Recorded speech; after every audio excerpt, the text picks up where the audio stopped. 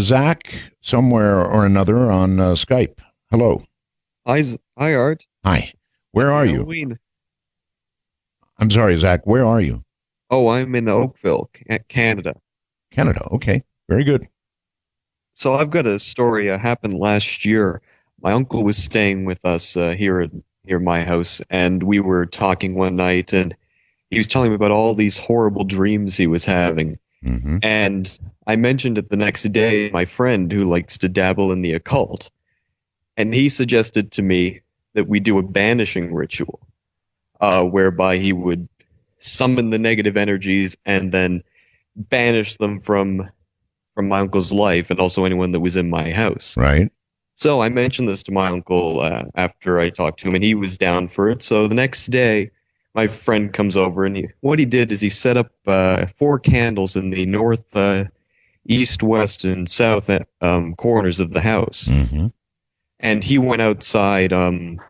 We've got a walkout basement, so he was under my deck doing whatever he had to do for the ritual. Meanwhile, my uncle and I are sitting in a living room, and we were just told by my friend to just sit there in silence and just sort of, I guess, ponder life. Right. And not that long after it began, um, I got paranoid because I couldn't see all the candles. So I was concerned, one of them might catch fire or something. So I walked around the house periodically to check in on them. And I did a round and everything was fine. And I come back to the room, and the candle that was in the south side of the house where we were sitting started making this pinging sound. What? It just kept going ping, ping, ping, and it would stop. And my uncle and I look at each other, and we say, "Did you hear that?" My uncle says, "Oh yeah, I heard that." And a couple minutes later, it goes ping, ping, ping again. And I said, "Oh boy, what's going on?" So I go check on the other candles. Everything was fine. I get back, and also within our range of vision is the candle to the east, and the fire jumped from the wick to the case that the candle was sitting in. Wow.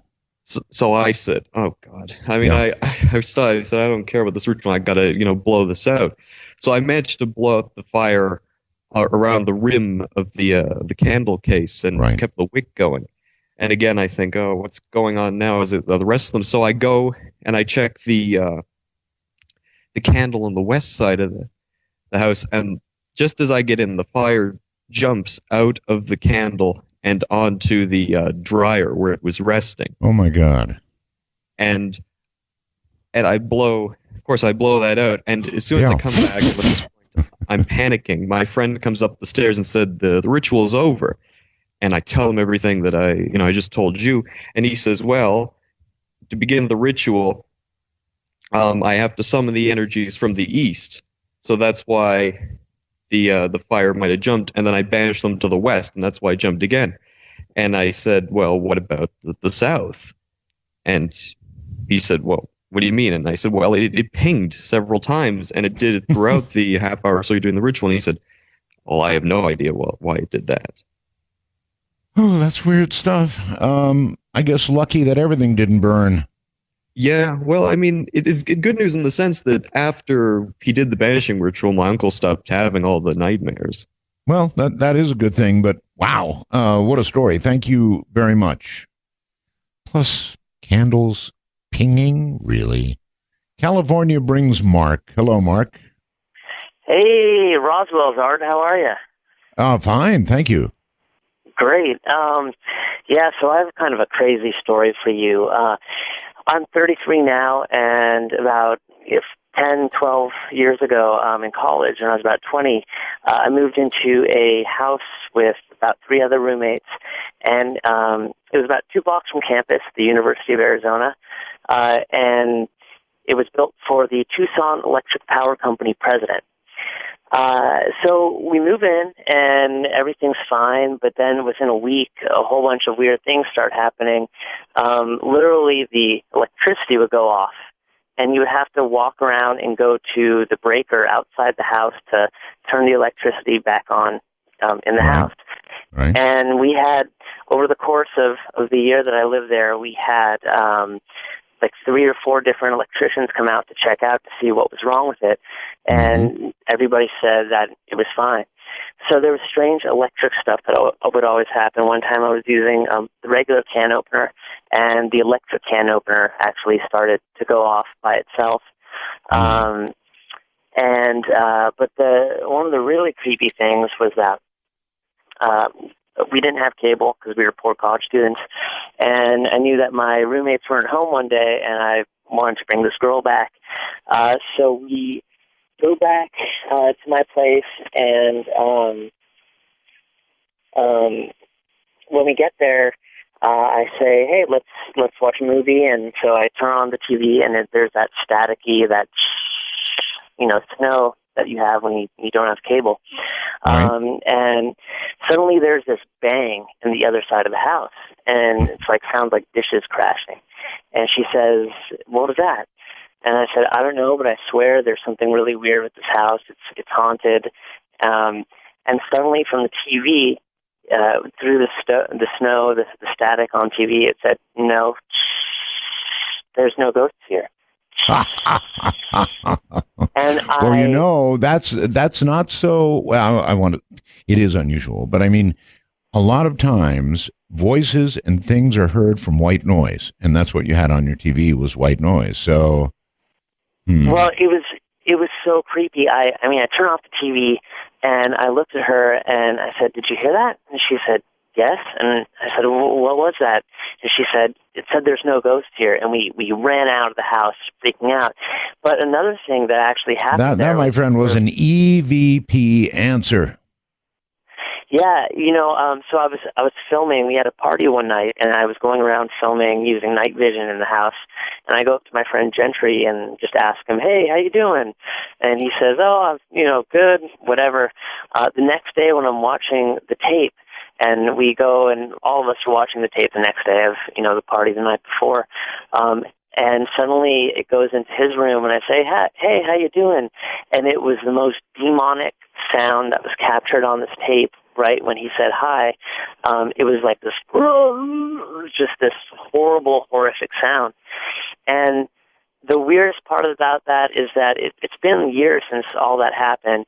And for some reason, about a month ago, I was driving with my girlfriend, and it was 11 o'clock at night, and that story kind of, for some reason, I just remembered it right then. And I asked her if she believed in ghosts, and I told her the story and that I had recorded this EVP with my friend Gentry. And I thought to myself, man, I need to call him. I haven't talked to him in a few months. I hope everything's okay. And the next day I got a phone call that Gentry was in a coma. And unfortunately, about 3 days later, he passed away. But the odd thing about that was I just remember that story like randomly, and I asked my friend Emily, when did he slip into the coma, and she said it was around 11 o'clock on that Saturday night, which was literally, I think it was like 11:15 that I was telling my girlfriend that story. So I don't know if there was some sort of like reach out or connection or something, but it's something that really kind of like touched me and freaked me out a little bit. Oh, I hear you. Maybe you should go into the field of EVP investigation. I'd rather not. I'd rather leave that be. All right. Thank you very, very much for the call. That's pretty weird. That's a completely uninvited EVP, a television just playing white noise in the background. It is the ideal medium for EVPs. Did you know that? The ideal medium.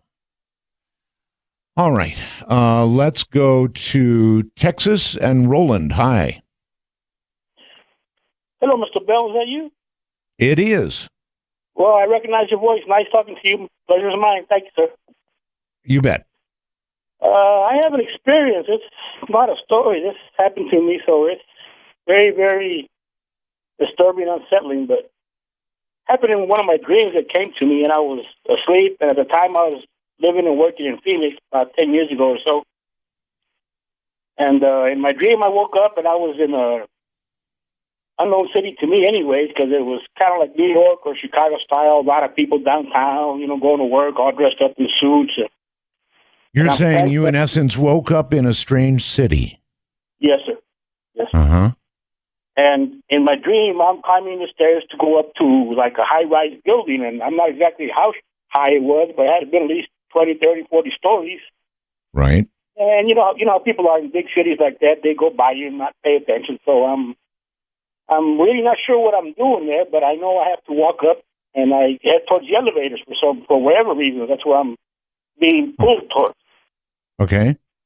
So I get to the elevator, and as one of them, there's a bank of elevators, and in those big buildings, you have 3 or 4 on one side and 3 or 4 on the other side. So it must have been a good, half a dozen elevators. So I'm standing in front of one, and the doors open up, and a bunch of people rush in and fill in, and carrying briefcases and purses and stuff. And I decided it was too crowded for me, so I figured I'll catch the next one. I wasn't in any particular hurry, so I wait for the next one, and that one opens up, and the doors open up, and there's no one coming out, and there's really not a crowd any longer. I'm really the only one going to get in. So as the doors open up, I notice, I guess, what you call an elevator operator. And he's standing in the corner there, and he's dressed very sharply, nice vest and very trimmed up and, very professional looking. Yes. But he had this sense or an aura about him that wasn't natural. So before I actually stepped in, the doors were wide open. He's standing there with his kind of holding his hands and looking at me and smiling. And I picked up right away, who he was. And I got the feeling that he was the Satan himself. And now this is all in a dream, right? Yes, sir. It's all in a dream. Mm-hmm. Okay, so as opposed to an actual a ghost encounter, this is a dream, or did it manifest in real life? No, it's been manifested in real life, but this is how it started. So this is the reason I say that when the doors opened up and I had this sort of a fear of actually stepping into it. So I stood there still on the outside of the elevator, doors open, and he kind of just asked me, well, are you getting in or not? Right. And I go, well, am I going up or am I going down? Asking him if I was going to heaven or going to hell. In other words, you're in a dream. You don't know what you're doing. Yeah. So, but I had the feeling that it was not a good choice to get in right away. So I was basically asking him if I was going up towards heaven or down towards hell, because I had that feeling that maybe I had died in my sleep. And I'd say up, please. So then he just looked at me and goes, well, there's not a whole lot of difference for you. So, and then that's kind of when I woke up. I woke up wide awake, and I was sweating, and it's been a question for me ever since. I don't know what it means, but all right. Well, what it means is probably, since you made no choice at all, it's purgatory for you. I don't know. That's a strange one, but it was a dream. Now to Anthony on Skype. Hello, Anthony. Art, how are you? Very well. Where are you, Anthony? I'm in Stillwater, Minnesota, about 15 minutes outside of Minneapolis. Well, all right. You have a good ghost story, I hope. I do, but I'll tell you what. My wife had sent in part of the story through the wormhole to you. Yes. And what I want to do is, because she can tell us so much better than I can, and it's really a phenomenal story. So, Okay. Is it if I hinge it to her? Stella is her name. Okay, you're breaking up on me a little bit. You're going to put her on the phone. Is that what you're going to do? That's right. All right. Let's have her. Okay. All right, Art. Here's Stella. Stella. Hello. Hey, Stella. Hi there. Hi. Roswell's. Roswell's. Thank you. So our ghost story, we live in a house in historic Stillwater, Minnesota, built in 1860 something. Mm-hmm. And we have pretty much had some occurrences since moved in here 2 years ago in April. It started with whistling, like kind of muffled whistling, not wind or pipes or anything. Believe me, I know what those sound like. Mm-hmm. It was somebody whistling a tune, and then I would start to hear like old record music playing, and I went outside to see if some kid was sitting outside out front blasting their car stereo, and nobody in sight. It was only from the house. And then things started to escalate more and more. There would be the sounds of like a glass setting down on a table, and there'd be no one home. And I was out front of our home, and there was no one inside, and I heard a knock coming from the inside of the front door. Yeah. So I was a little afraid to go back inside the house at that moment. I understand. Things escalated more and more after that. Knives, like kitchen knives, would fly off of the table in the kitchen, and we have hardwood floors. And yes, and it wouldn't just fall down flat, point down, stabbed into the floor, inches away from my husband several times. He's fortunate that he hopped out of the way quickly. This is where I begin to think about moving. Yes, we actually have been talking to real estate agents, friends, anybody looking for another house to live in. I've seen that in movies where knives slowly pull out of the holder and sometimes head through midair towards somebody. No. That's it. That's pretty much what was happening. And then I was sitting on our couch, and the TV screen, when a TV's off, you can see the reflection in it still. Sure. So I was just kind of staring off into space, and I saw in the reflection walking towards me a full-bodied, it was not even out of the corner of my eye, I could see it directly, but in the reflection of the TV, a full-bodied, it was a man, it was a figure, and it was walking right towards me. I screamed, jumped up. My husband said, "Oh my gosh, what's wrong?" Yep. And then it disappeared, and that was horrifying. Yeah, that'd be it. That'd be actually the knives would have been it. But then, so tell me, you did move. We are still here right now, actually. The spirit here will usually cut off our cell phone conversation. Like, it'll drop the signal on our cell phones if we ever talk about it. Like the spirit while we're in the house. Like if I call my mommy and talk to her about how I'm scared about the ghost. So it will even cut off on our home landline. Well, just drop the call. Apparently it's decided not to mess around with Skype. I'm surprised, actually. I told my husband while he was waiting on the line, I hope it doesn't cut us off of Skype. You made it through. I that you're still in the house. I'm amazed. Well, there's one more thing here I got for you. Mm-hmm. I got a strange feeling in our backyard. Our landlord had dug up our old deck. It was all rotting and falling apart, and he put in a new one. And he didn't just dig, post holes for the deck. He kind of dug up the whole front half of the backyard. Right. So ground that hadn't been dug up basically since the house was built. I was walking our little tiny teacup chihuahua, Ellie, outside in the backyard. I saw something on the ground in the dirt that had been dug up. Right.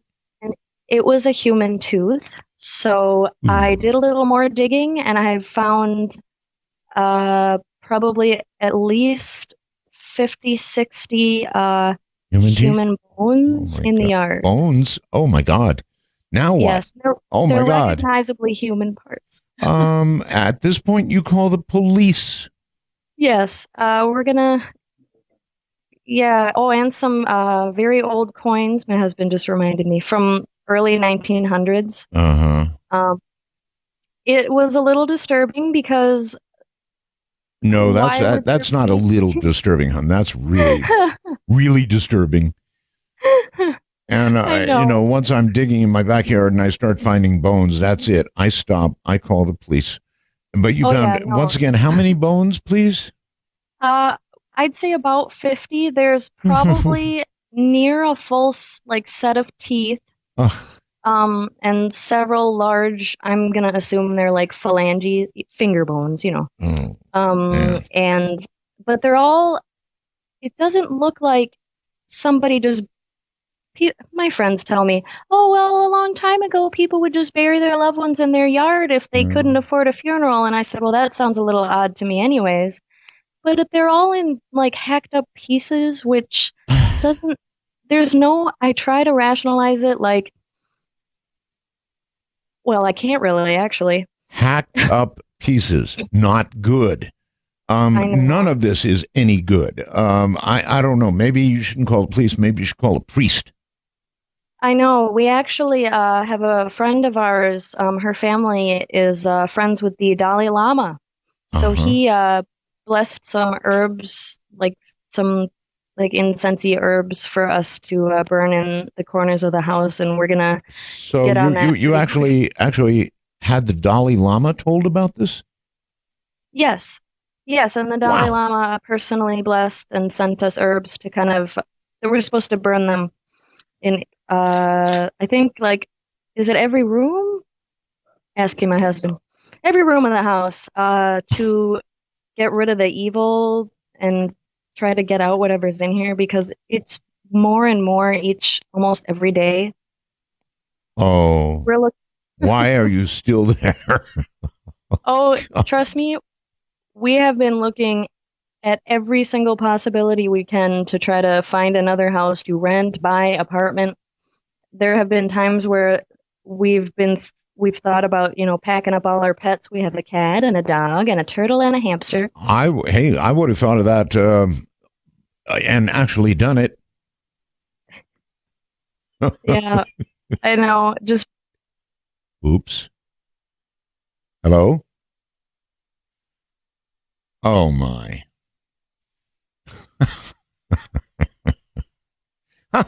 She got cut off. Oh Lord. Vicky in Michigan. Hello. Vicky in Michigan. Are you there? Oh, Vicky's going to miss her chance. Well, sorry about that, Vicky. We will move on. Let's see where to go. Let's go here to John in California. Hello. John. Oh, hello. Come here. Hello. Oh, Roswell's art. Thank you. Who was that? That was my girlfriend. Sorry. Good. I don't know. We've got voices coming out all over the place here. Okay, go right ahead. Well, good to talk to you again. Experience with Ouija board, that stuff. My parents had a restaurant. I was probably about 17 or 18. I think I put that in the email. We taught this thing, apparently. And one night, it got nasty. The thing got nasty. Yeah, it claimed it was a female, and it said it was from hell. I can't confirm any of this. I don't know if it was real or not, but in other words, it told you on the Ouija board that it was from hell. Yes. And we spoke this thing many times. And one night, me and two of my friends were there. 3 bright flashes came out of the mirror, and they were blue.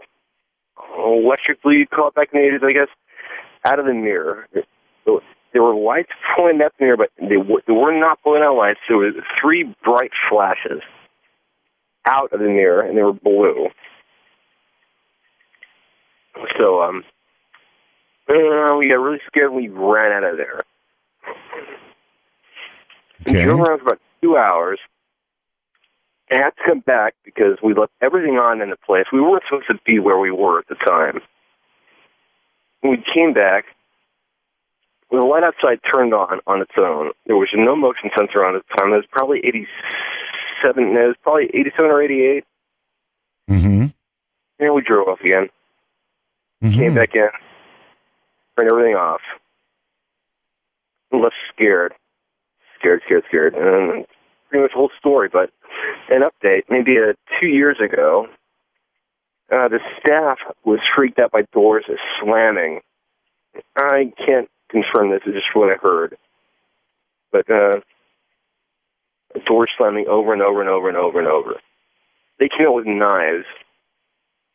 I moved away from there a long time ago, but I don't know, something happened, and that's pretty much my whole story. Okay, well, I appreciate it. And again, same house, I presume. these hauntings are real. Now, as you listen to these stories, it's not people out there making them up. These are real occurrences. They really do happen. So ghosts or apparitions or whatever it is you want to call them have to be considered to have substance, not a word you would normally associate with something non-human, right? But substance. I think that's a fair way to put it. Here's somebody that's been waiting. Michael in Virginia. Hello. Hi, Art. This is Mike in Virginia, right? And Yes. this story, we're currently living in Virginia, but the story took place about a haunted home that we purchased in Ohio. And I'm convinced that the house actually picked us because we had spent weeks looking through these little realtor magazines. One evening, my wife said about 2:30 in the morning, she said, I found a place. I said, funny, I found a place. She said, well, mark the spot, we'll look at it in the morning. So that next morning, we had picked the same house.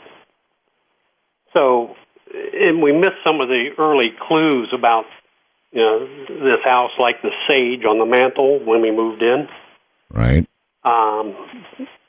It started really benign with like whispering and just hearing noises. But a couple of the strangest things that happened was one night we were listening to you, and Father Martin Malachi was on. Oh, yes.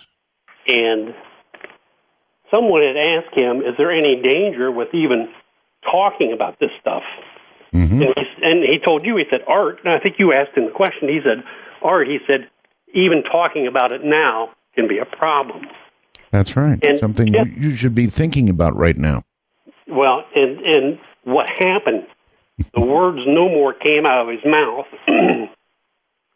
when we heard this god-awful racket in a closet.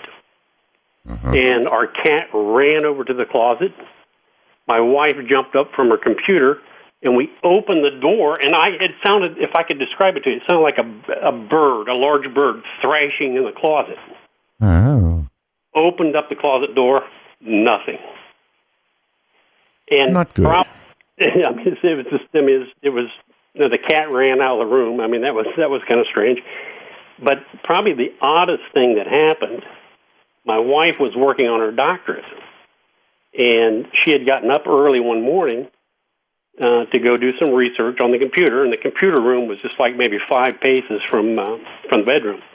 Well, so as not to disturb me, she closed the bedroom door. And I could hear her typing away on the computer, and it was, and I, sleeping in.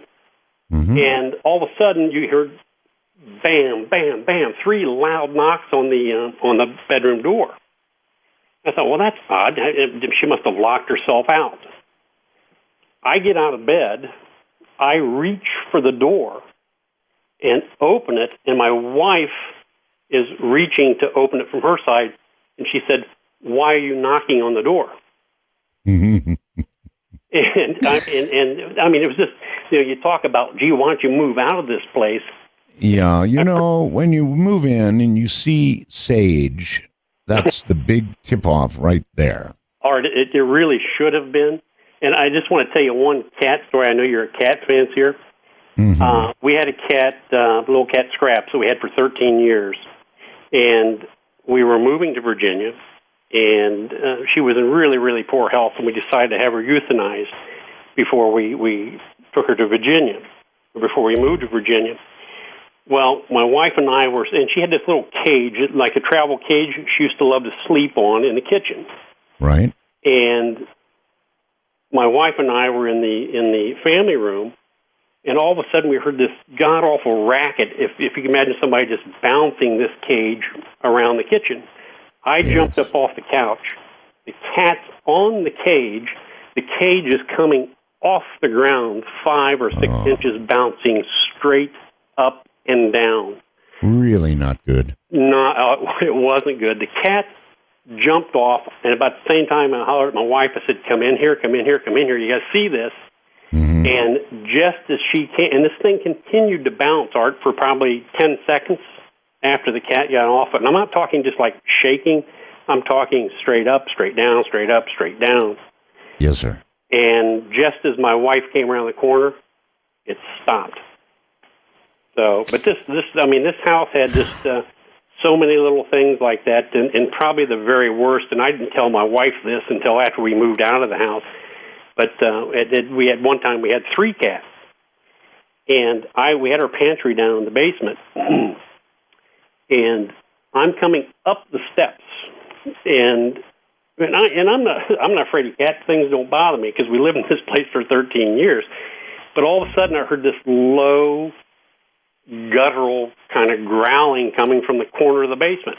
And I thought, wow, that sounds like the cats are really getting to get into one, you know? That's what I'm telling myself. But the hair is standing up on the back of my neck. Well, just as I get to the top of the steps, I look over, and all 3 cats are curled up in the sunlight coming through the kitchen window. There was a cat now in the basement. So it wasn't the cats at all? Not at all, Art. Mm-hmm. All I can tell you, sir, is take sage advice and don't live in a place like that. The whole cat thing jumping up and down, bad. The growling in the corner, really bad. Let's go to Skype. You're on the air. Hello, it's Aku, I believe. Oh, it's me? It's you, yes. Aku, where are you calling from? I'm calling from Finland. Finland? Oh yeah. Okay, welcome. Well, I'm glad to be on. Can't believe it. I'm on actually kind of a shock. Well, you actually are, yes. Yeah, well, oh yeah. Roswell, first of all. Thank you. I'm a big fan of yours. Been for a long time. Finnish Roswells, excellent. All right, yeah. Well, it's ghost time today, so I guess I'm gonna go for a ghost story too. Good. And I hope you understand my bad English, but so far so good. Okay, thanks. Well, this is actually a second-hand story, so I don't have a first-hand story to tell you, but second-hand is it's a good one. All right. Well, I have a friend who works as a security guard, and there's a mansion nearby, and he has to go around it very often, once in a day or so, go all around all the rooms and so forth. Yeah, check it. And that's what a security guard does. Yes, you have to go around all the rooms. Mm-hmm. And he has an electronic clock when he goes when he checks out. Yes, sir. And he has to put the right code in there, and so when he puts the right code, there's a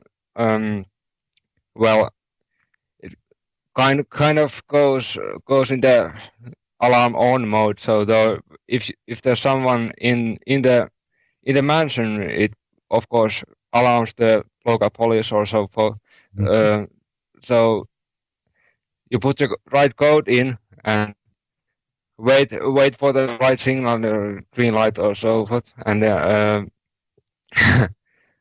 well, the story goes that he puts the right code in, and what you get instead of you get the green light like always, but you get also a child laughing.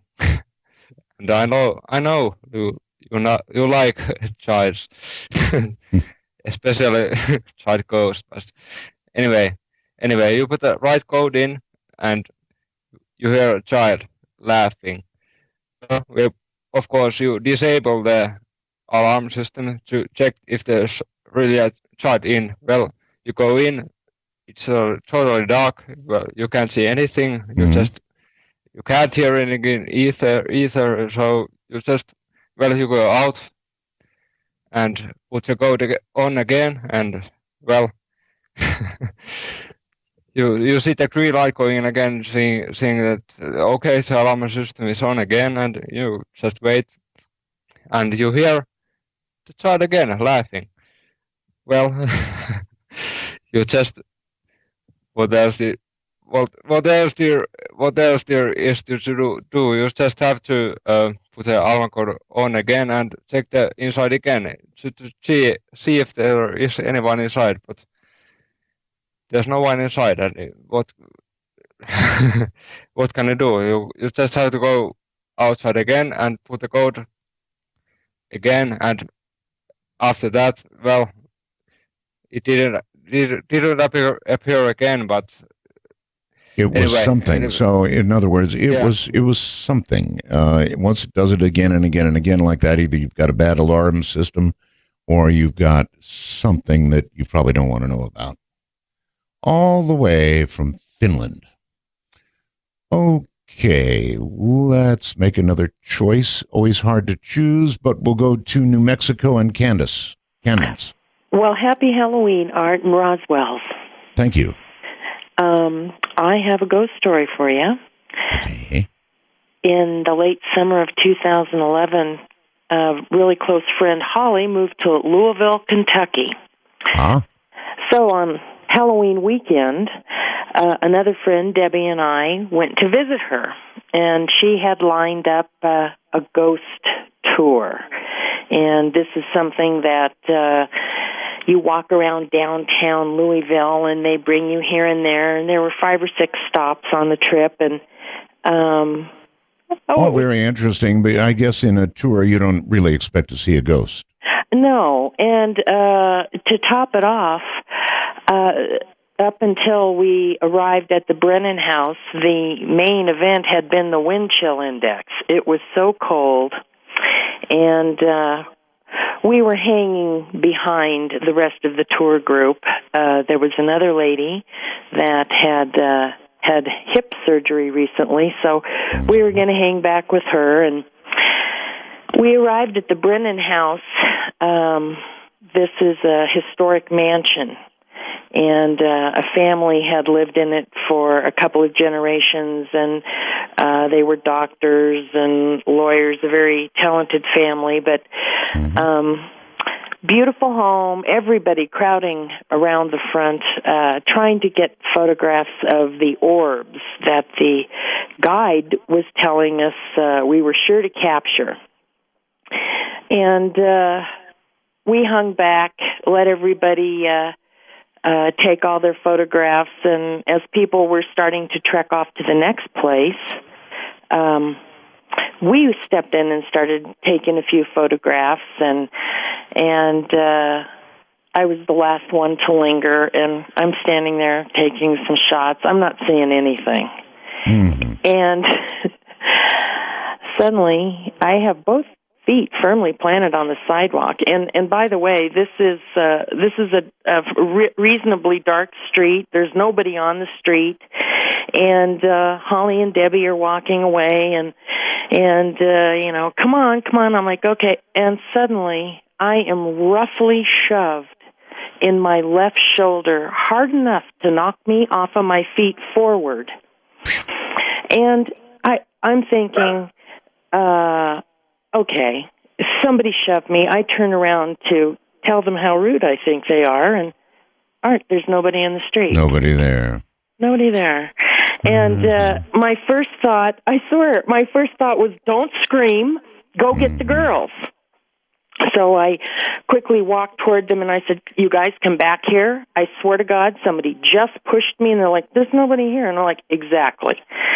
We dash back, and the 3 of us are standing in front of this house in the dark, and we're taking photographs, and I just had this feeling that like the hair on the back of your neck stands up. Oh, yes. And I felt like somebody was approaching me, and I knew we were the only 3 there, and I said, Debbie, I'm still taking photographs. Debbie, there's somebody around us. And I said, take some pictures of me. I feel like there's somebody by me. And did so she did. And as a matter of fact, I entered this photograph in the photo contest. Oh, my.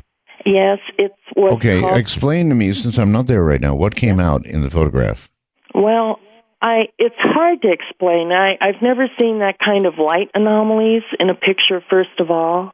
A lot of white streaking lights. I'm holding still in the photograph, and none of us are real proficient photographers. We just rely on our auto-schmato cameras. Sure. But particularly just behind me, up at the top of my head, there is a man there.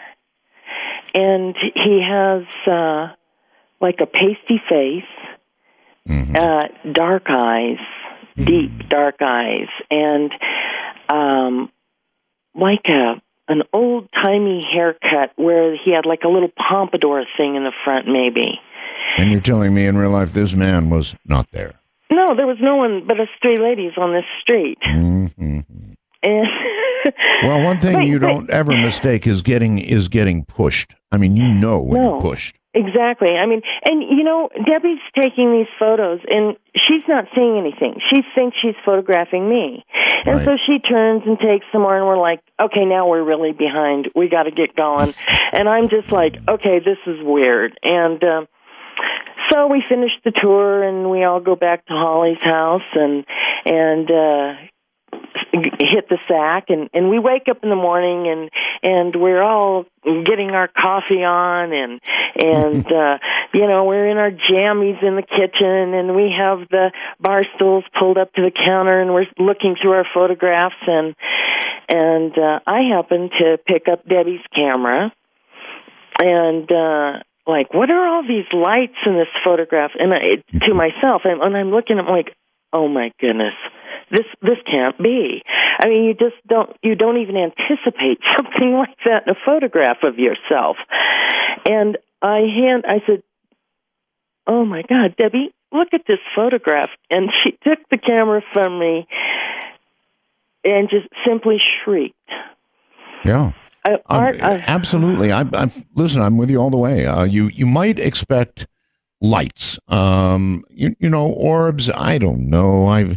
Orbs have been said to be souls, and I don't know about that. Streaks of light, normal in photography, right? But one, getting shoved by something, not at all normal, and number two, a man appearing in a photograph where there was no man, really, really strange. All right, we'll break here. This is Spooky Matter on Halloween night. I'm Art Bell. That's quite a laugh he's got, isn't it? All right, let's see who's been hanging. Colorado's been hanging. Hi, Darren. Hey, Art. How you doing? Roswell's. Thank you. When I was in college, I worked at one of the most haunted radio stations in America. It was many stations actually are haunted. Oh, really? Well, I didn't know that when I took this job. I was an overnight DJ on a classic rock station. It was K-Sky Radio in Deadwood, South Dakota. And Deadwood. The address, believe it or not, dead serious, was 666 Main Street, Deadwood, South Dakota. So we think it was a portal for ghosts because of the strange address in Deadwood, South Dakota, 666 Main Street. But everybody that worked at the radio station knew about a ghost named Doc Smiley. Mm-hmm. He was a dentist from the 1880s to the 1920s in Deadwood, and he had a dentist practice at the location of the radio station in the second floor where the radio station was located. We were located right across from the number 10 saloon where Wild Bill Hickok got shot and killed by Jack McCall, in the 1800s. Sure. So there's a lot of history in that town. A lot of people met untimely deaths in Deadwood, South Dakota, and that's why I think there were a lot of ghosts in that town too. And one of them used to hang out at the radio station and do crazy things especially overnights. Poor overnight guys. So you said they're overnight. One night, you remember the old AP teletype machines that used to come over? Of course, yes. One night we were there, and the dentist office was converted into a newsroom, and through a double-pane glass, we looked through the glass, and we saw a man standing there in Old West garb, and we thought that was pretty strange. We walked around the corner, and nobody was there. So he was gone. And then another time when we were working there, for whatever reason, whenever we played Led Zeppelin's Whole Lotta Love, things seemed to kind of kick up at that radio station. Crazy things would happen. Really? We would have clocks on the wall would turn upside down. The old carts, that we used to play that had the commercials on, we'd find them stacked weird or turned upside down. Just all kinds. I know of them weird well. things. Mm-hmm. All kinds. Well, actually, we used to, for example, if you played a card and you didn't allow it to recue, you would automatically turn it upside down to remind yourself to cue it. You're right. Yeah, that's true. So you remember how we used to stack those? Well, they would be all, changed around if you walked out of the room and came back. So it was just crazy things like that used to happen when you worked overnights at that radio station. Through the corner of your eye, you'd see dark figures walking down the hall. Doorways would creak and slam by themselves. And one night I was working late during a blizzard, and about 3:30 in the morning, I heard a really loud demonic roar come from down the hallway. So I thought it was one of my friends playing a trick on me. So I went running down the hall to see if I could catch him. Went down the stairs, and it was a snowstorm. I looked out the door, and there were no tracks or anything. So I knew that nobody else was at the station other than me. So it kind of freaked me out the rest of the night. I'm sure. Well, there are so many stories. I don't know why radio stations are the target of hauntings, but they are. It's true.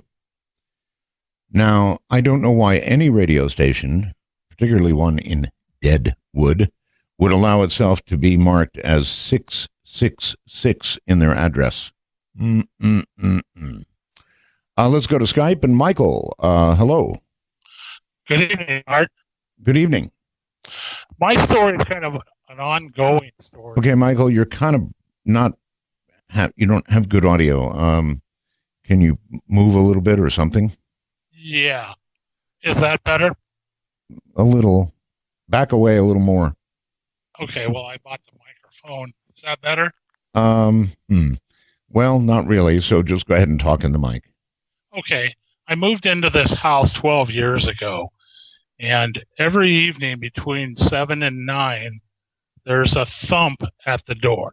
Right. It's like someone hitting it, not knocking. And through the years, I go to the door and look out the peephole, and nothing's there. Mm-hmm.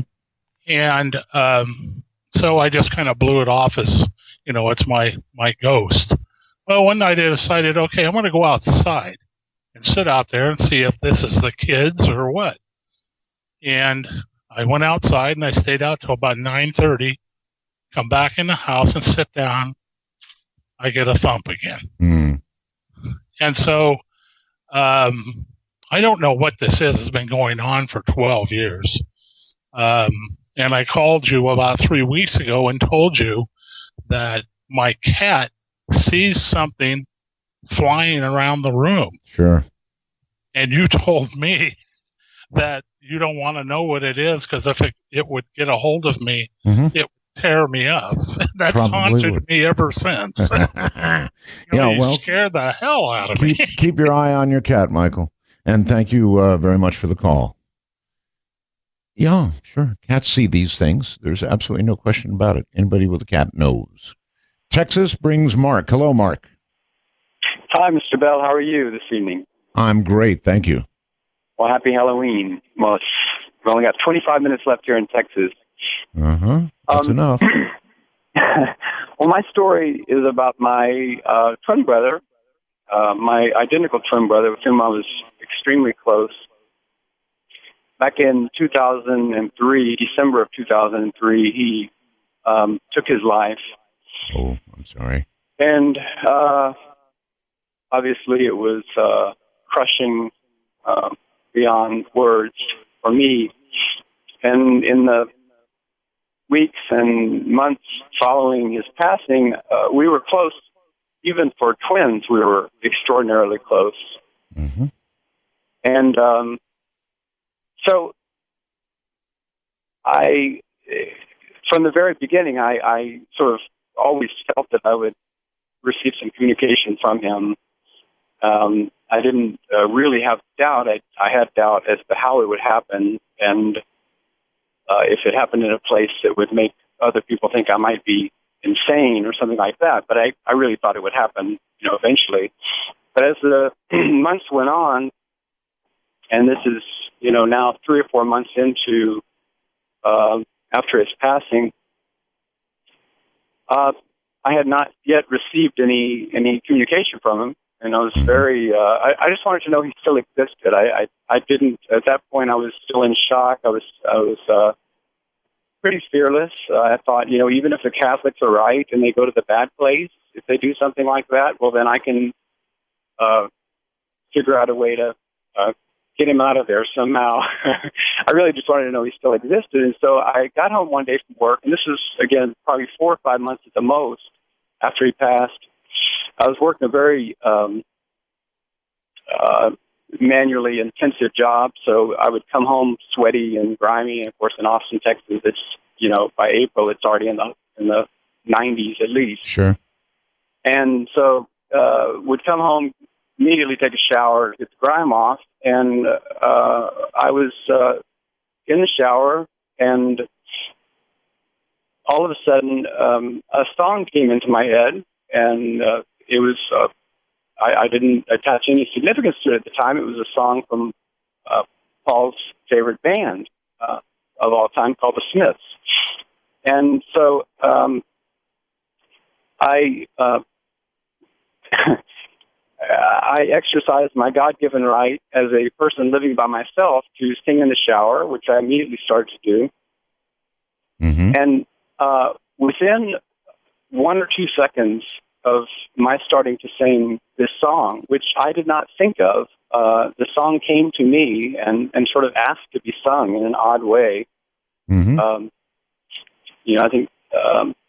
What happened? So I started singing it. Well, within, before I got probably the first full line of the song out, I instantly knew my brother was fortunately not in the shower with me. He was right outside the shower curtain. I knew exactly the elevation of where he was. I knew how far away from the shower curtain he was. Everything about him was there.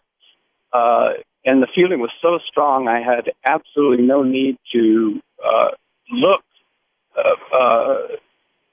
beyond the shower curtain to see if there was any wispy smoke or, if there would be wind in my hair. I mean, should have asked him to hand you a towel. Yes, right. Well, okay, I understand that's very comforting for you, and I don't know how to interpret that, and whether I do interpret that as a ghost.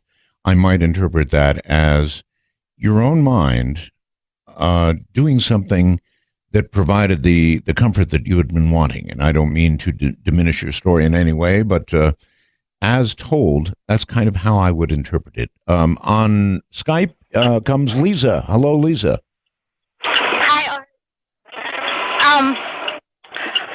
I'm a first-time caller.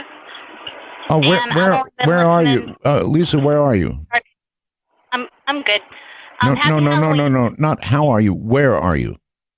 Oh, I'm a truck driver, and I'm currently in North Carolina. Okay. So, my husband was in the Navy, and we were stationed in Guam, and he was out at sea, and my little girl was about 2 years old at the time. And we were sitting in the living room having McDonald's for lunch, and she looks over at the staircase, which is off to her left, and I'm off to her right, sitting on the couch. And she's looking at the staircase, and she turns around and she looks at me and she says, "Mom, can I give that man a French fry?" And I said, "Yeah, okay, sure." And she turns back around and looks toward the staircase again, and then she looks back at me and says, "Where'd he go, Mom?" And I said, "I don't know, baby. I never saw the man." Mm-hmm. That was just, that's it. That's okay, the story. well, that's a good one, I guess. There could have been a man there that you didn't see. Mm-hmm. Or... Yeah, like, he was only about 2, so... Okay, well, I appreciate the story. Thank you very much. Again, with that one, I'm not sure what to do with it. There could have been a man there, or there could have been a man there that only she saw. Kind of hard to say, huh? Let's go to New Hampshire and Mike. Hi, Mike. Hi, Art. How's Wells? Thank you. Good. Well, my story started about 23 years ago. My father had rented a house from his boss, split entry house, cathedral ceilings, beautiful place. The first night that we moved in,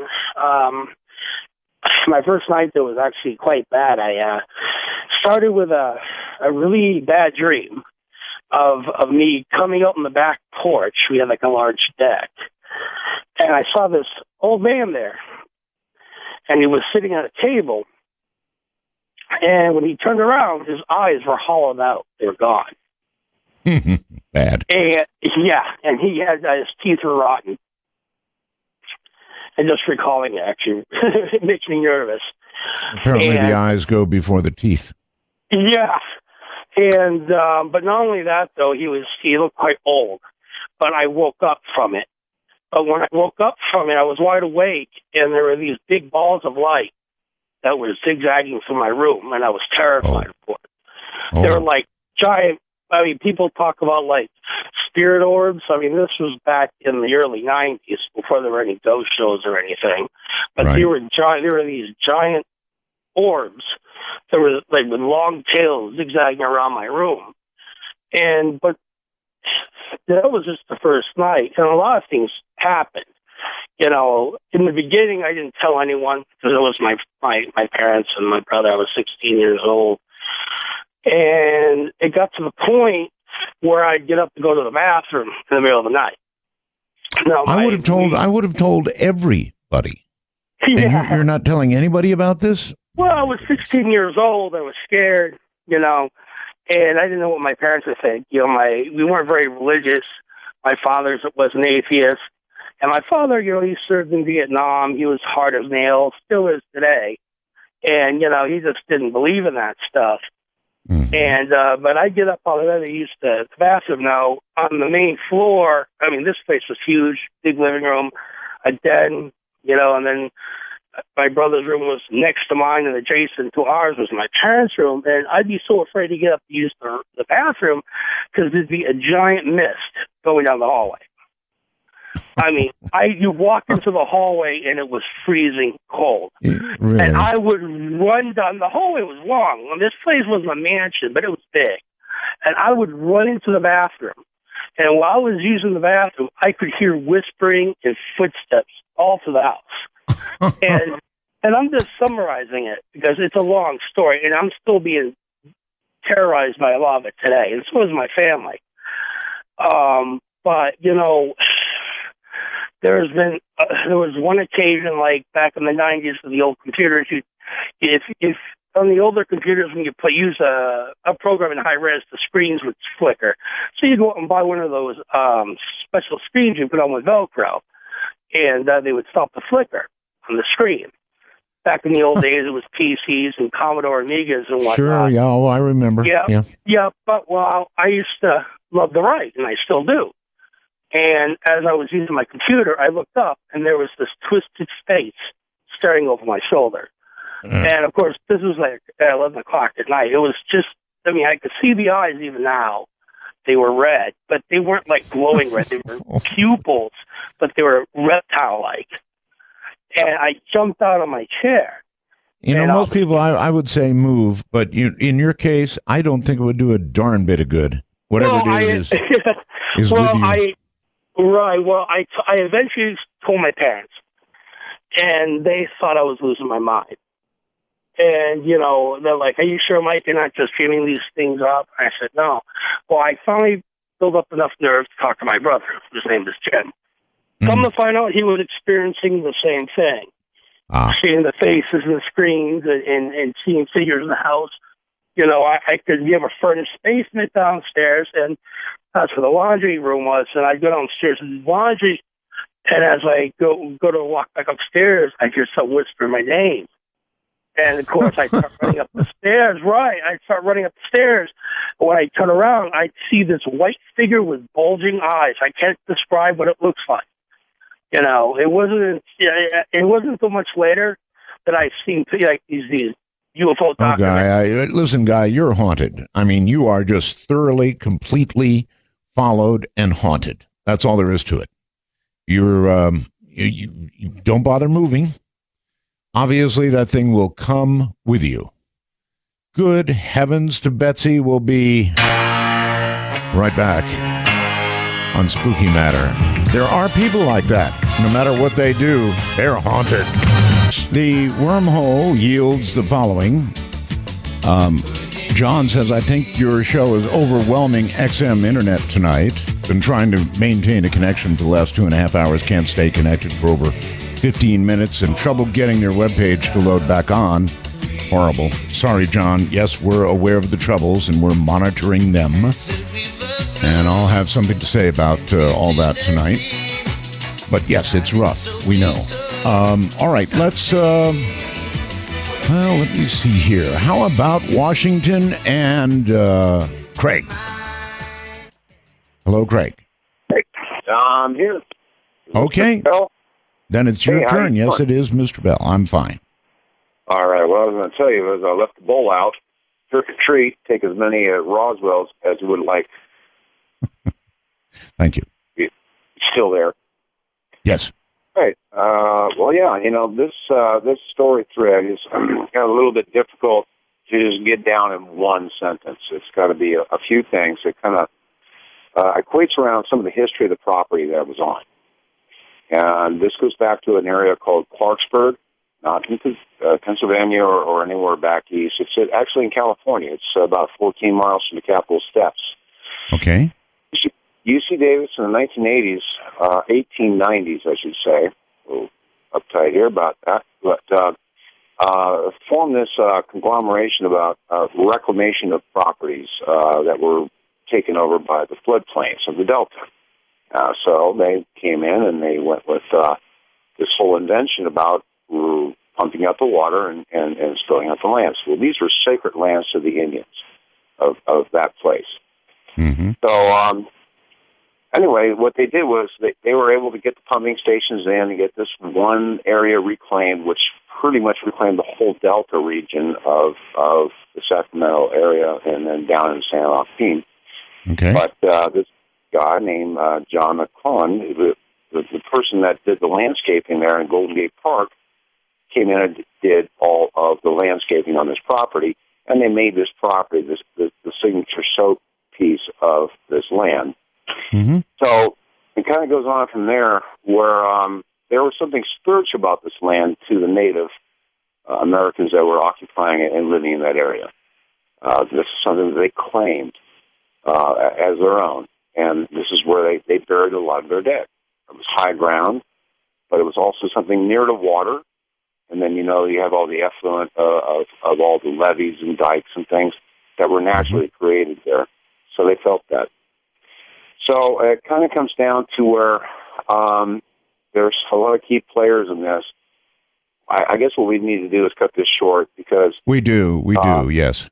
I know, I'm going there with you. There are a lot of people there that are involved in this, but one of the people that came into the hands of this property was a guy named Gus Sands, and this is all public record, and I can talk about this. Just sort of tell me what happened. In other words, you just want to get right to the case, huh? Yeah, the heart of the story. Oh, okay. Well, anyway, there was a lot of figurative things that happened in this event. Yes. And what we were doing is we were trying to bring this property back up to market, and we were working on it. And so, right. And as we were working with it, we had a lot of characters involved in it, which are all the threads, and maybe someday I'll write a book. Who knows? But not for tonight's listeners, okay? Okay. So what we were doing is, in the summers in Sacramento, they get very hot sometimes. And yes. So we would do the siesta thing, lay down about 2 o'clock in the afternoon, and get yourself a little cooled off. Now, I happen to have a waterbed at the time, and I used to take the sheets off, just lay on the cool bed. You know how that is. Right. Well, I had this event where kept having these kind of weird dreams about electricity, and I'm an electrician, so I didn't figure it was more than just my imagination. But in some of these dreams, I was being lifted up through a light socket up in the ceiling, and then I'd come away with physical marks. Physical marks. That can happen in dreams, yeah. Well, no, I exhibited them to people that saw them and thought maybe I was just scratching my leg. No, they were handprints where I could not put them on my ankle. Mm-hmm. So, I mean, those are weird enough things, and there was a lot of other things that tailed into this. But I guess the most amazing thing about this whole story is that I met this gal, and she was very spiritual. As a matter of fact, she was kind of a handler for this, for a Okay, talent. we're going to actually have to get to the heart of the story, the end of the story, I guess. All right, we're going to go right to it then, I guess, if Okay. you want. Mm-hmm. Right Yes. to the meat. So it happened that I was with this one particular gal, and she was a runway model and was a handler for the salad agency, and she was very spiritual, and she did a lot of healing things, and we had all that energy going. There was a lot of energy connected to this property to begin with, and which I didn't get a chance to tell you about all that. But as it turns out, like I said, I had these recurring dreams. The one night, we were resting, and then I fell asleep, and then in my dream, I was going in and out of from the bedroom to the kitchen, and the kitchen was this brightly lit, really beautifully, kind of like green, and then a checkerboard foundation on the bottom, and the lights were dimming up and down, and the gal was following behind me in my dream, but it was all well lit. It was all just like you would see it in your waking state. Okay, so, and then I kind of looked behind me. I told her, I says, "Wake me up, the spooks are here," because I used to refer to these guys as spooks. They used to haunt the property. So somehow I was like back in bed, and she was holding me down on the bed because she said I kept coming off the bed, levitating. And levitating. Those were her words, levitating. Okay. Like I said, going towards the fixture in the ceiling above my bed. Well, you apparently liked electricity. I guess I was an electrician. I guess I would. Okay. Well, thank you, Craig, but we just sort of didn't get there. The levitating part was definitely interesting, but boy, that was a long trip. Let's go to Texas and Bill. Hello, Bill. All right, what a pleasure. First off, I got to tell you, Megan Roswell's, and it is so good to hear your voice. I've loved you for years, and you're so much better than anybody else out there.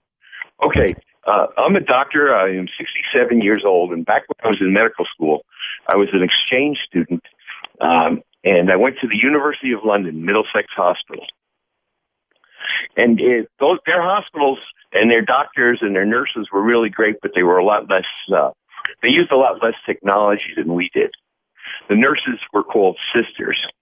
Mm-hmm. And in working with the patients, I had a patient ask me about a very kind, nice lady that offered her tea, and who was that person? Well, I didn't know who that was, and I asked around in the hospital.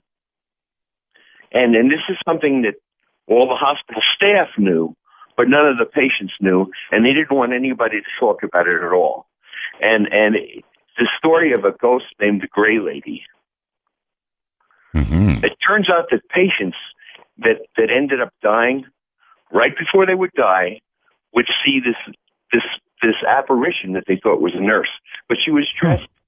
She was dressed as the old nurses back then did, before the current ones. And I'm talking about the 70s, so even before that. And she would offer them tea, and they would be dead within 24 hours. Wow. And they told the story. Yes. There was a story kind of like this that was actually in the mainstream press not long ago about a cat that would go and curl up next to somebody. I think it was in a nursing home. And every time this cat went to somebody, they would, within, as you point out, 24 hours or so, die. Right. Right. Well, I didn't read about that, but that's the kind of thing that was going on there. But they had their own theory about it. And then one time they told the story, the staff there, about an apparently well patient that said, who was that really nice lady that wanted to know if I wanted tea? And this was a lady that was doing well and what? Oh, no. Yes. I see it coming. I hear it coming. Right. And she was dead within 24 hours of a pulmonary embolus, a blood clot to her lungs. And nobody thought she was going to die. So it wasn't like somebody was just going to the people that we expected to die. I hear you. And the theory they had about it was that this was a nurse who was taking care of people in the old days in that hospital, Middlesex Hospital. Mm-hmm. And a patient had asked her for some tea, and she forgot about it. She forgot to bring it. And the patient died. And so their theory was after she died, this was their way of making amends to try to comfort the patients that were about to die. And they believed it totally. They were totally convinced of it, and they wouldn't let anybody tell it to anybody outside the circle of people that worked there. Because as a doctor, how did you feel about this? You know, I have seen so many things that you wouldn't think was possible. People live that you wouldn't think should have lived. Mm-hmm. I'm on board with it. I really am. I mean, I think there's more things out there than people know about. Obviously so. Thank you very much. That's very interesting from a doctor. It would be interesting, wouldn't it, to hear from other physicians that I know have heard many and have seen many, many things that should not be possible and yet are.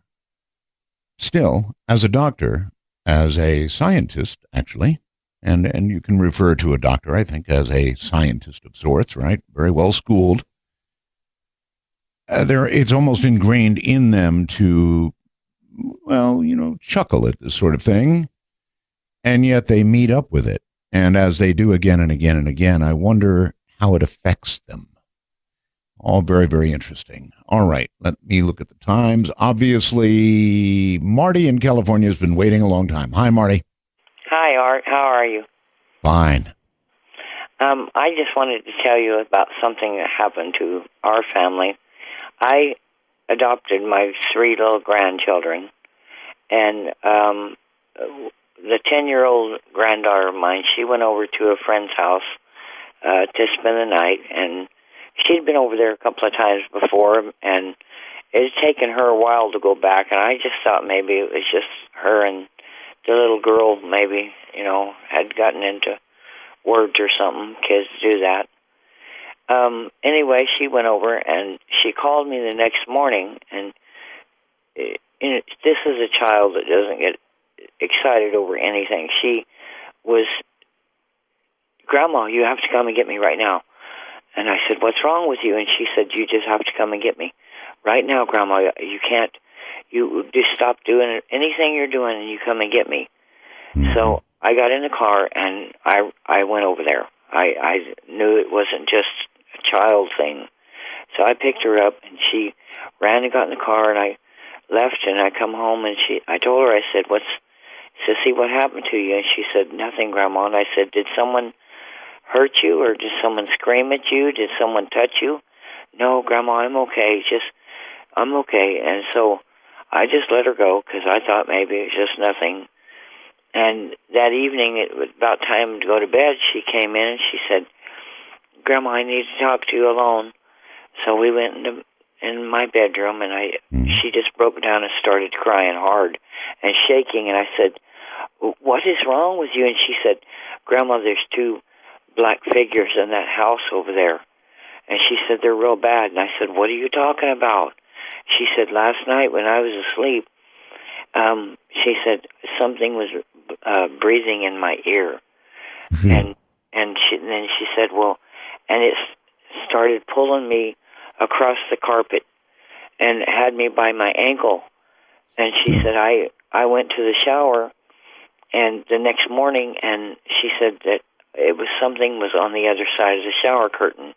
And she got so scared that she ran out without even drying off. And she said, Grandma, it's it's playing with that lady's babies. She has a little baby, so right. I had to make her a bed next to my bed because she just was hysterical. She was so scared and traumatized, and so the next morning I called my friend and I said, "You need to come over here because we need to talk." And she came over, and I told my granddaughter, I said, "Tell her what you told me," and she just broke down crying again. She said, "There's two black things over there, and they're playing with your baby."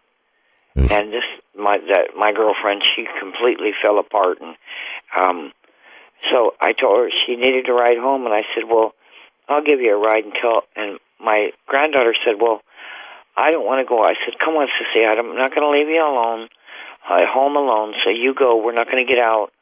So I drove up in the driveway, and it's kind of an upgraded driveway, uphill a little. Yes.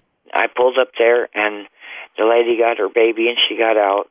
And, you know, this lady's hysterical. She doesn't know what to do, and she's scared, too. And I told her, whatever you do, don't keep the baby from them. It might make whatever it is mad.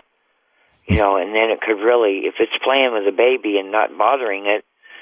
Anyway, she got out, and all of a sudden, my 10-year-old granddaughter started kicking the back of the passenger seat. She was screaming like somebody was stabbing her. She said, "Go, Grandma, go, he's coming out the bathroom window." It was a 2-story. And I said, "Oh, my God." And she said, she just was screaming hysterical, "Grandma, go, go, go." So I flew out of there. And you saw nothing? No, I didn't see anything. I was having some kind of cardiac arrest when she was doing this because it scared me so bad. Yeah. And seeing her hysterical. So I flew out of the driveway, almost tore up my car, got her home. She was just hysterical for days and days. Slept next to my bed. I had to get a see-through shower curtain because she was worried about something being on the other side.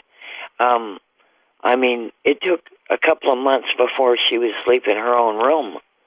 And right. I would suppose that this kind of thing would put you into a state of shock. So that, yes, you wouldn't want to be in the shower, and if you were, you'd want to be able to see out. And playing with babies? No, I think not. Perhaps it would be interpreted by somebody as play, but it only takes once, right? Let's go to Jeff in California. Hi, Jeff. Hello, Art. How are you? Quite well, thank you. Great, great. I'm a little nervous, so you'll have to bear with me a little bit. I'll try my best here. Best thing to do is take a deep breath and just relax. Yeah, we're not all used to being on the radio like you are. I have a ghost story that happened to me. It was back in June of 1985. A friend of mine that I grew up with had the same birthday, and I hadn't seen him for a few years. And we always tried to get together on a birthday because we had the exact same birthday. And at that time, he ended up in a little town. It's called Lake Elsinore. And I drove out there. We got together, and we went to... I asked him, if there were any old abandoned houses or anything like that to visit, because that's what we did a lot of when we were growing up. And he told me there was this great one nearby, and we went by it. It was this gigantic structure, and it was left over from like the 1920s. All kids love abandoned houses. I spent some time in a few. Oh, yeah, it was always fun to explore when we were kids, So it was just kind of doing a little catching up and all of that. But when I saw this place, I was just extremely intimidated. It was just massive, And he's like, "We're going to go in there tonight after dinner." And I'm like, "You got to be kidding me, It's just huge." So we went and ate. And driving towards the place, we ran into a friend of his, walking down the street, told him about it. Went to his place, got a crappy... I guess we just lost that. This place. Oh, you are there. Yeah, I'm sorry. Did we cut off or? Yeah, for a second. Oh, I'm sorry. I don't know what that was. Anyway, go ahead. So we went through this place, and it was extremely extremely huge. It just took hours and hours to go through every bit of this place, room after room, on and on and on. Went through there, went out the back, and trying to explain this because we went up an outside staircase, and we're sitting next to a room up there, just at the top of the stairs, and suddenly I heard footsteps down below.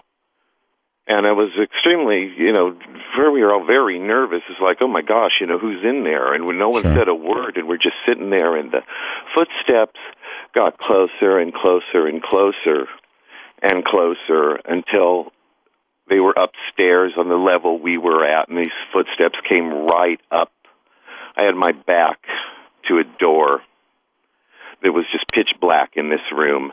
And I mean, whatever it was walking just right up within arm's length of me. And it was just, had no idea who was there. And we just jumped up and we bolted out of this place as fast as we possibly could, And I was just really, I was just really shook up about that. Like, who the heck was that? Well, I went back the next day, drove out there. Now, again. why would you go back after that? Well, because I just went out to visit. It was broad daylight. Mm-hmm. All right, so you went back. Yeah, and the thing that just, really got me was that seeing in the daylight, these footsteps that I heard, and they were as plain as can be, they were in the room below us and they came upstairs. And it's just, to make it quick, whatever was making those footsteps, and they were as clear as my voice is, this person, or whatever it was, went through the ceiling and went through walls, came, it was just, there was no way to go from the lower level where the footsteps started, except to come outside into this back courtyard and come up the flight of stairs at the top of which we were sitting at. Well, ghosts can do that. I mean, they can go through no kidding. Things. I mean, but I just couldn't figure that out. Well, I stayed there the whole day. I mean, we were hanging out, and we went back to that night. I had brought a really big flashlight with me. We went through the whole place again. Nothing happened. We went out the back again, and we went out into the courtyard. We went up the same flight of stairs, back to the very same room. Went inside. It's like peering through there. There's a little bathroom. It's all broken up. I mean, this place is abandoned. It's been that way for quite some time. And then as we were peering into this bathroom with a flashlight, all of a sudden there was this loud boom noise. But it was so strange because it was like just a second before that noise, we both just sort of simultaneously jumped back a step together.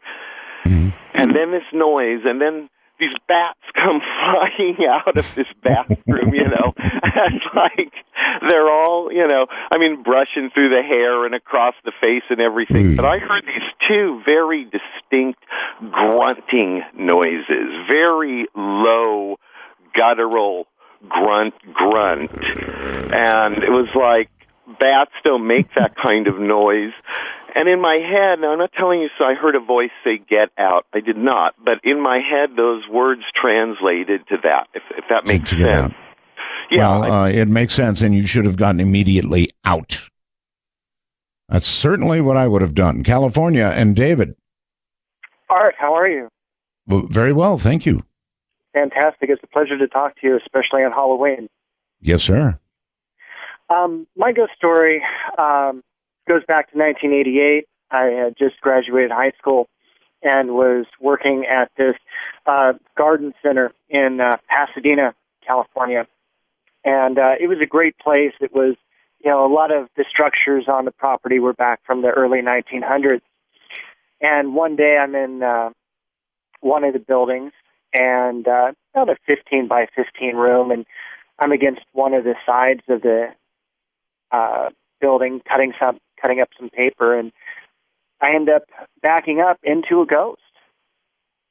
And how does one know you've backed up into a ghost? Well, I felt the person behind me when I stepped back. My foot ended up on their foot, so my heel didn't touch the ground, and I felt like I pushed a body back, and I turned around, and I thought it was my boss having snuck up behind me, and I turned around, and, this is a big room, and there was nothing there. And by the time I stopped running, I don't know. Yeah, that's right. Thank you. You ran. That's what I would have done too. When you're bumping into a body, you can feel it. It's very solid. So, yeah. Absolutely. Run. I mean, I literally turned around and said, "I'm sorry," and I don't think I got the word "sorry" out. I ended up coming back into the store. I literally ran probably a couple hundred feet out into the street, and came back and talked to a couple of the employees there, and they had told me that up to 3 people had killed themselves on that site, and that just freaked me out.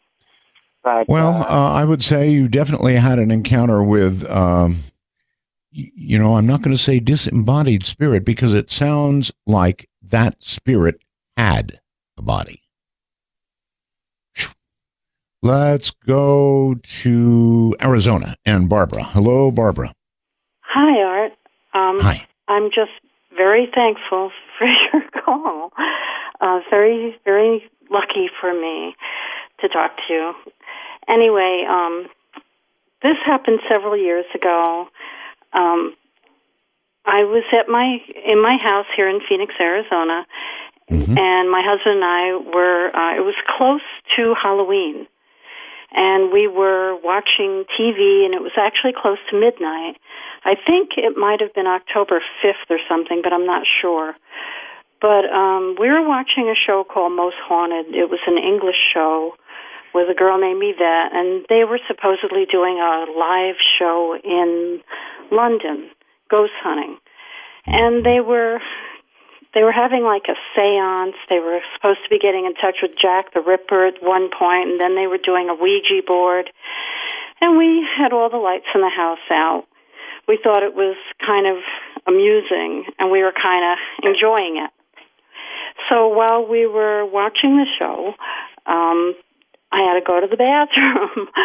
So my husband was in bed, which is actually an important point. I got up, and I went down the hall, which is like you go a short hall, and then you make a right. So I was like 2 halls away. And I shut the door, and I heard from the back of the hall that I was next to, in the back of that hall is a guest bedroom. I heard footsteps coming down the hall from that room. And they were very slow, heavy, plodding steps. And the whole house was dark. I didn't bother to turn on any lights. And I thought, why is Robert getting up? And I thought, what is he going to go feed the cat? Or because it was going towards the kitchen. But in my heart, I knew that was not my husband. I just was aware that subconsciously that those were not his walking. Right. The steps got closer to me. They were very slow. They sounded just like Frankenstein. Seriously. And then they went into the kitchen and stopped. And I thought, if I open this door and it's all black out there, like I'm just going to die. I opened up the door. It was all black out there. Oh, boy. Yeah. And, you obviously lived. I don't know what that was. I went back down the hall. My husband's lying in bed staring at me. And I looked at him and I said, I thought I heard you walk down the hall. And he looked at me and he goes, I thought I heard you walk down the hall. But you were supposed to be in the restroom. And then I saw the light come on when you opened the door again. So we both heard it from different parts of the house. Right. I got you. Let me tell you what I think. And it's just what I think. It's not what I know. You were watching, you said, a seance on television. You were watching somebody manipulate a Ouija board on TV. And this is just a wag, but listen. These things invite things to you. And it may well be that even on television, it does not matter. If you're watching this kind of material, or I might add, listening to a program like the one you're listening to right now, that discussion of these things invites things to you that you might not. All right. Where to go here? To Indiana and Phil. Hi, Phil. Hi, Art. It's great to hear you on frequencies other than 80 meters. Well, thank you. And I want to give a shout out to the Bell Gab people who I'm very loosely affiliated with them, thank God. My story is about a friend of mine from the 80s, went back when I lived in Illinois. And we more or less lost touch with one another, as people do when they get older. And right.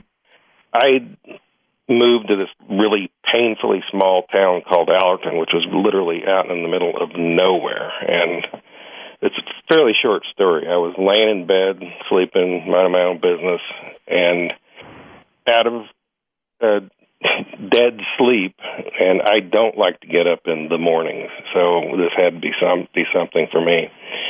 Somebody's tugging on my foot, and I thought, oh, what's this? And it was my friend David saying goodbye. And when this happened, I just kind of wrote it off as, pizza from the night before, but I was curious, so I, got up and got ready to go to work, turned on the radio, and there's the news story that my friend David had died in a car accident about 3 miles south of where I was.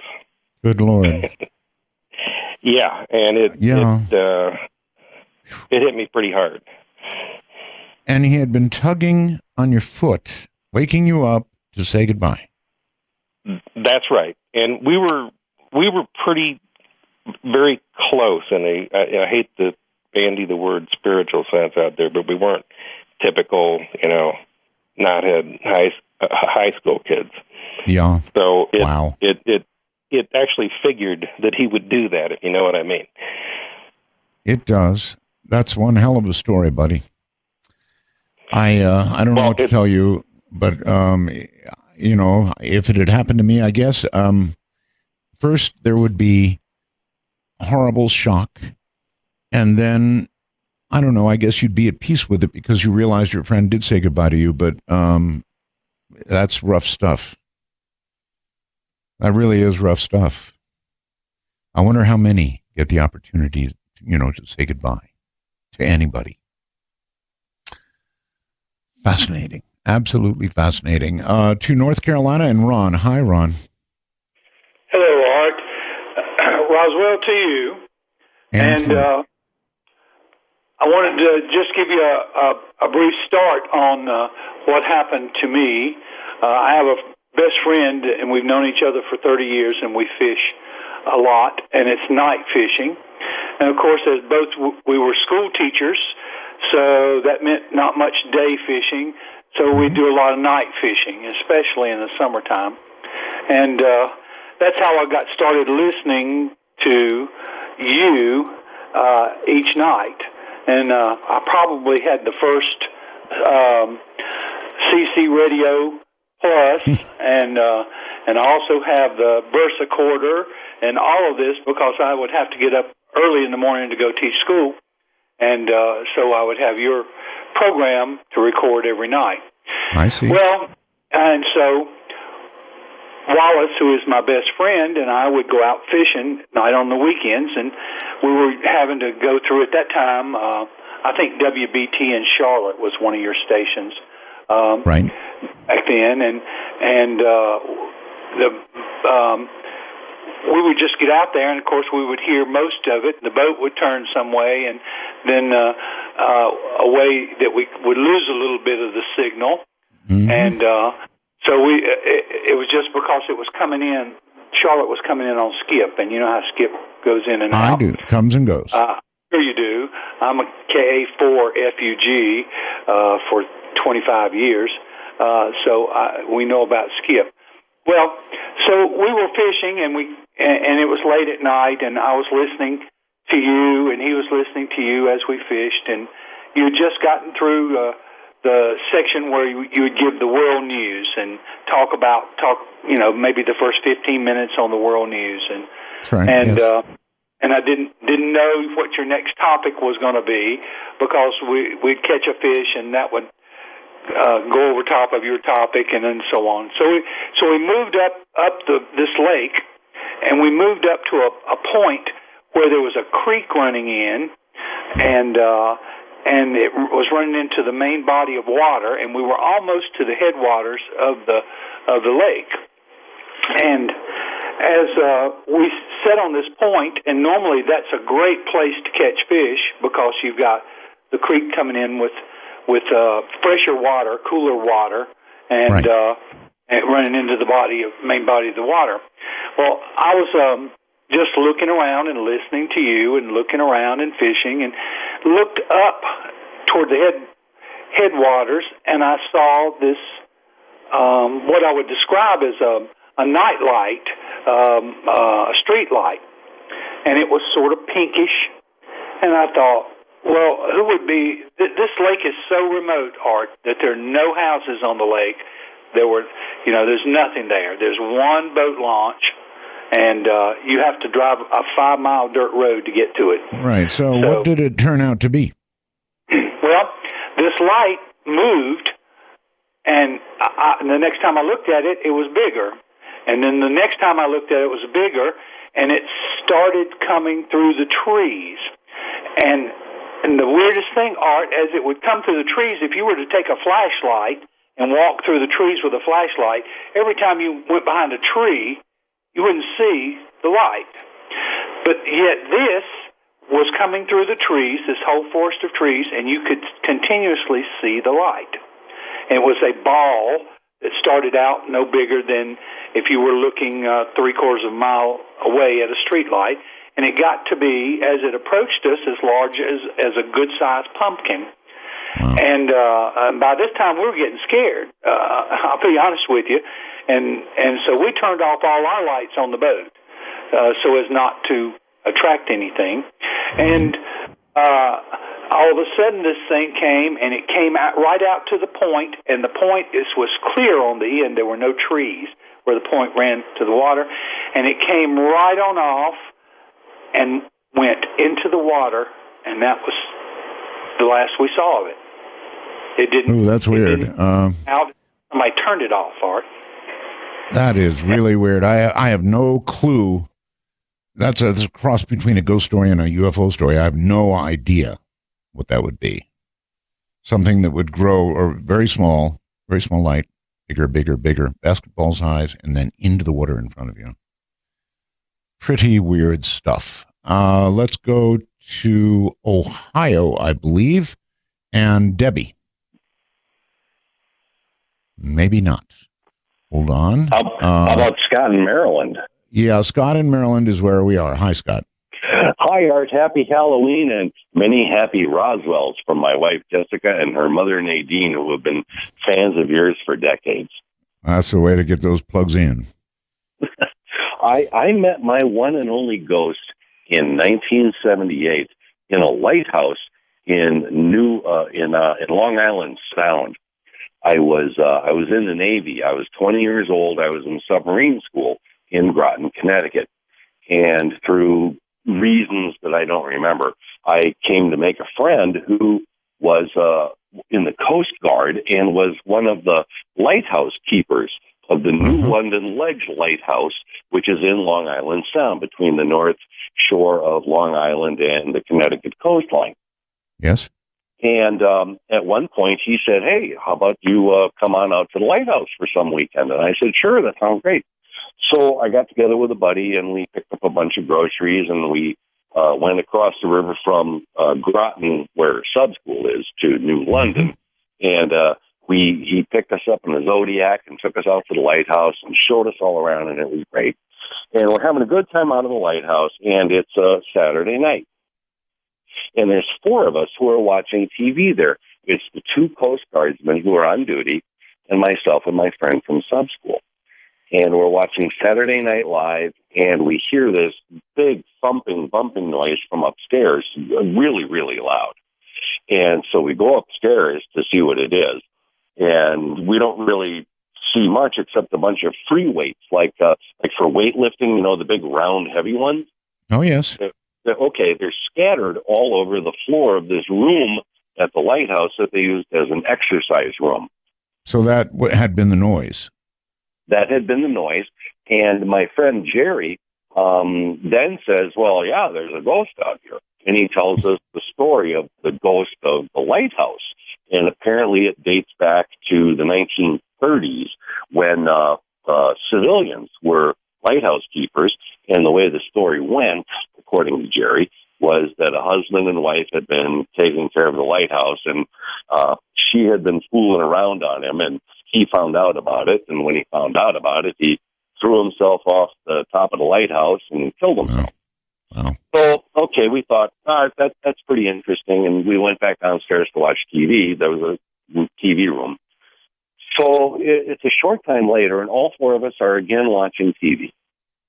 And we again hear this, loud thumping, noise from upstairs. Well, this time we ran upstairs. We wanted to see what the heck was going on. And we get to the exercise room, and this was the strangest thing. All of the free weights that had been scattered around the floor were stacked up in the middle of the room, with the biggest ones on the bottom, and then going all the way up to the smallest ones on the top, and they were stacked up there in the neatest stack you could imagine for free. And so, from the time you heard the noise, you ran up. It could not possibly have happened that quickly. Well, no, and plus, all four of us were together, so it's not like somebody was trying to pull a fast one. Yeah, I hear you. Yeah, and then, we were all kind of freaked out at the time. I was, like I said, I was like 20 at the time. And then the next day, my friend Jerry took us down to the basement of the lighthouse, and he dragged out all these old logs, all the log books from the lighthouse, from when the Coast Guard kept it and from when civilians kept it. And if you go through page after page, and over the years, there were many, many entries of people writing down entries where ghostly things had happened, and some of them were just like standard ghostly stuff, like, doors slamming and creaking noises and stuff. But the really cool ones were like entire floors would be painted, or brass would be polished, or stuff like that. And it was almost like this guy, this dead lighthouse keeper who threw himself off the top of the lighthouse, was haunting it and was trying to keep the place up to, kind of like, keep up his old duties. So that sounds like it. That's exactly right. And that is what occurred. And obviously it was haunted. There are haunted places, right? And isn't it interesting that he had books, logs of prior hauntings? That would be eerie, wouldn't it? Really eerie to sit down after that had happened to you and begin reading of the years of hauntings. Wild stuff. All right. Kansas brings Joe. Hi. Hold on. Hello. Going once. Can you hear me?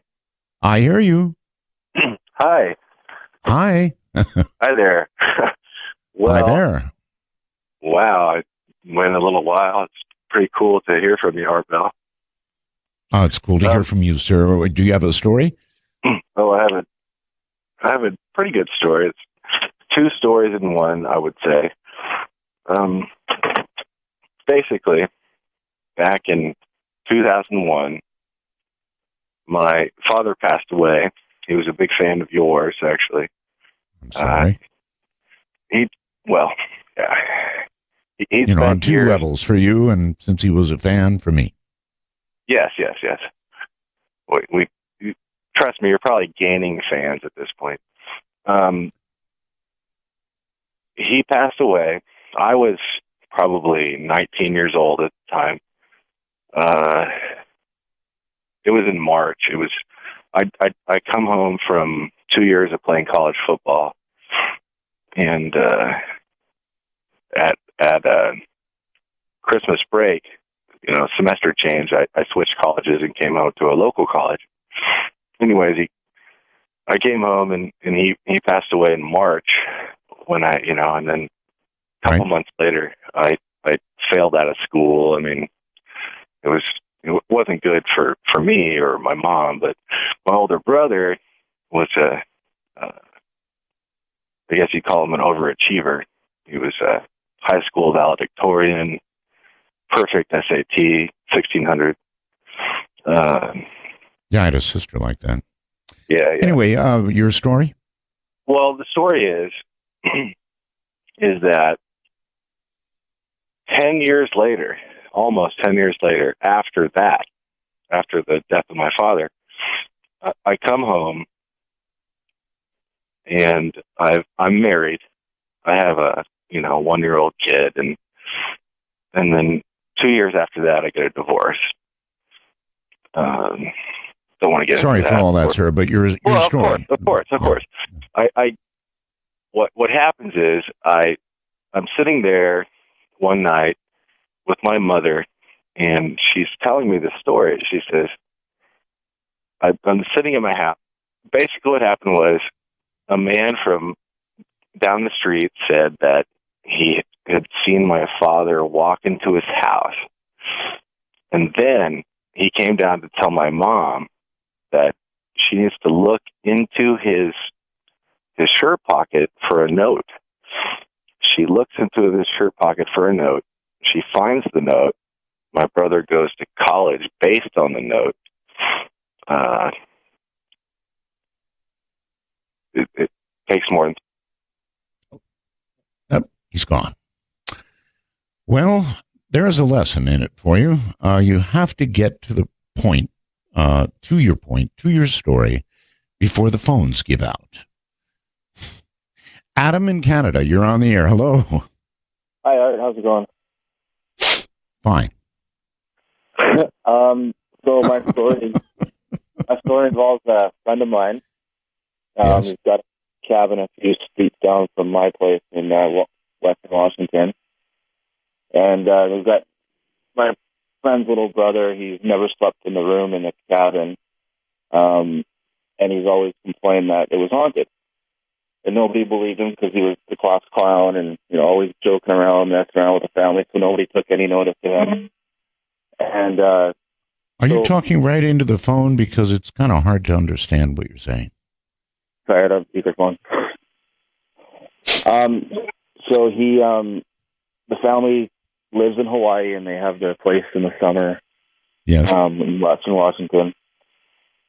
And they decided to move here full time, decided to sell this little cabin, buy a bigger place, and they decided to sell it back to the family they bought it from. Yes. And when they offered it back to the original family, the father said, I'm too old to look after it. I'll offer it to my kid. So he called up his son, and his son was like, no, I don't want the cabin. It's haunted. And the father's like, what do you mean? And he goes, oh, there used to be an old man in coveralls pointing at the light switch. So the old man was like, okay, don't worry, I won't sell it to you. I'll tell him no thanks. So he calls back to my friend's dad and goes, sorry, we don't want it. And long story short, my son says the place is haunted. My friend's dad goes, oh, that's funny. My son says the place is haunted too. And he goes, what's wrong? He goes, well, he says that there's an old man pointing at a light switch. He goes, oh, okay, well, I'll ask my son what he says. Sure enough, my friend's little brother says he sees the exact same thing. This is 10 years apart that they're seeing the same ghost. Well, there's, I guess, pretty good basis for that sort of thing. It is said that ghosts do things repetitively, sometimes again and again and again. Maybe that's some sort of karma that comes upon them, but they're always doing the same thing. It's some kind of cycle, some kind of repetitive cycle. Hello there in Canada. Mike, you're on the air. Oh, wow. How are you, Art? I'm okay, sir. I'm a little nervous, so please bear with me. Anyway, I shall. In Nova Scotia, Canada, and we live in a fairly old house. Actually, a very old house, 200 or so years old. I live in a town called Annapolis Royal, and it's actually one of the oldest towns in North America. It's actually the location of the most battles fought in North America and all kinds of things like that. Check it out on Wikipedia if you have a minute, and you'll see what I mean. Anyway, I'll get to the point. So basically, when I was a little kid, probably 8 or so, I got this feeling, kind of 2 in the morning, woke up in the middle of the night, and I saw this, I guess to say it politically correctly, an African-American gentleman standing over my bed. I live, like I said, the house is a very old house.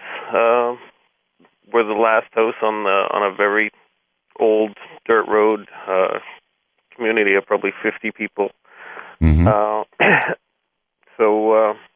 Anyway, like I said, I saw this apparition, ran into my parents' room. They kind of just dismissed it as, a bad dream, and I went to send me back to bed. And anyway, years later, I had kind of, asked around about it, of course, told this story, over the years, and knew some older people in the community. And anyway, I got to talking to them, and they told me a story about how the people who built my house were actually African American, and they moved here to Canada after the expulsion of the Acadians, if you know your history.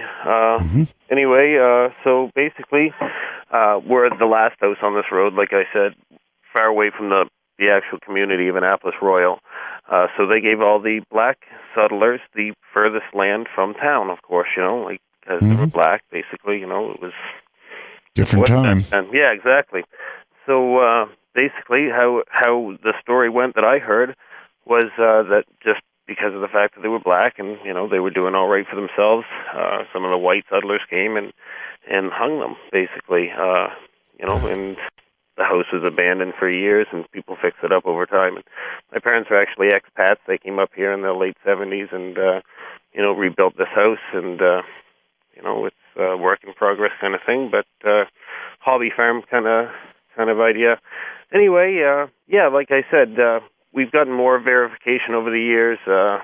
We got some information from the deed office that verified their name. Names were actually Ike. Okay, well, I don't need the name, but it is it was just a very interesting story. But like I said, I've seen this, saw this apparition, and... Okay, we've got to run, sir. We're way out of time. But you did see an apparition. No question about that.